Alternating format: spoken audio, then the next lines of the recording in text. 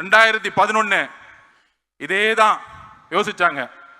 திமுக 30%, காங்கிரஸ் 10%, 40, அதோடு சேர்ந்து PMK 8%, VCK எல்லாம் சேர்ந்து 55% வர சொன்னாங்க. ஆனா 203 தொகுதிகளில் அன்றைக்கு இருந்த ஜெயலலிதா மேடம் ஜெயிச்சாங்க. எதிர்கட்சி தலைவராக கூட ஆக முடியல.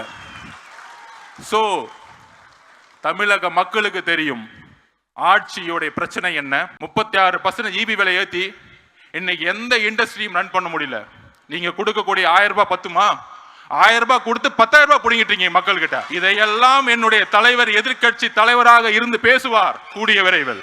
அவருடைய பயணம் தமிழகத்தில் அதிர்வலைகளை 1967 அண்ணா ஏற்படுத்தியது போல 1977 எம்ஜிஆர் ஏற்படுத்தியது போல அடுத்த பிளவு ஏற்படும் தமிழகத்தில்.